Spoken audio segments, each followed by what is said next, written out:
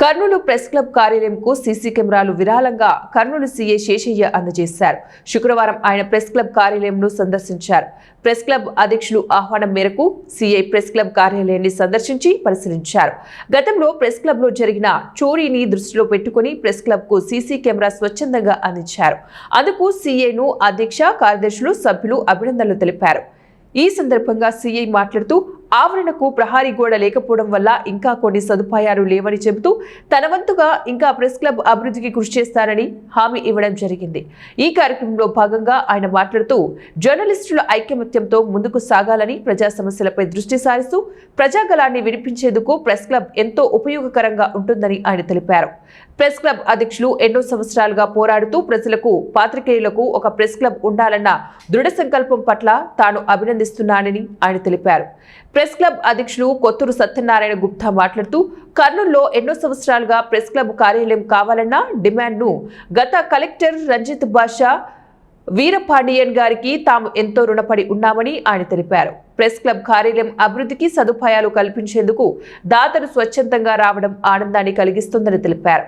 త్వరలోనే పూర్తి స్థాయిలో అన్ని హంగులతో కార్యాలయం ప్రారంభోత్సవం జరుగుతుందని ఆయన తెలిపారు.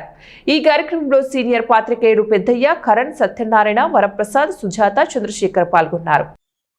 యథార్థవాది, ఉన్నది ఉన్నట్టుగా మాట్లాడే నిఖచ్చితమైన మనస్తత్వం గల మన గుప్తా గారు, ఆయన ఎన్నో సంవత్సరాల పోరాట ఫలితంగా చివరిగా కలెక్టర్ గారి చొరవతో ఇక్కడ మన బుధవారపేట ఏకాం క్వార్టర్స్ లో ఈ ప్రెస్ క్లబ్ కోసం ఒక బిల్డింగ్ మంజూరు కావడం జరిగింది.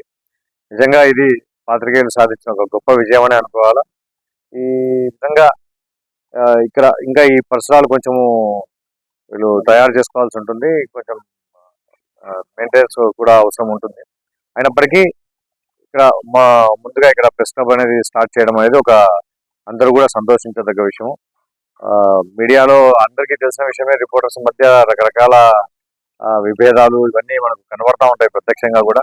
అవన్నీ ఏమీ లేకుండా అందరూ ఒకే తాటిపై ఉంటూ సమాజానికి అవసరమయ్యే, సమాజానికి ఉపయోగపడే వార్తలను ప్రజలకు అందరికీ అందించి అందరూ కూడా కలిసిమెలిసి ఉంటారని మనస్ఫూర్తిగా కోరుకుంటూ, అలాగే ఈ పరిసర ప్రాంతాలలో ఎలాంటి ఏమైనా చిన్న అవాంఛనీయమైన సంఘటనలు ఏదైనా జరిగినా వెంటనే మా దృష్టికి తీసుకుని వస్తే మేము ఖచ్చితంగా తగిన చర్య తీసుకొని పోలీస్ శాఖ తరఫున ప్రెస్ వాళ్ళకి ఎప్పుడు ఎలాంటి అవసరం వచ్చినా కూడా మేము తోడ్పాటును అందించడంలో ముందుంటామని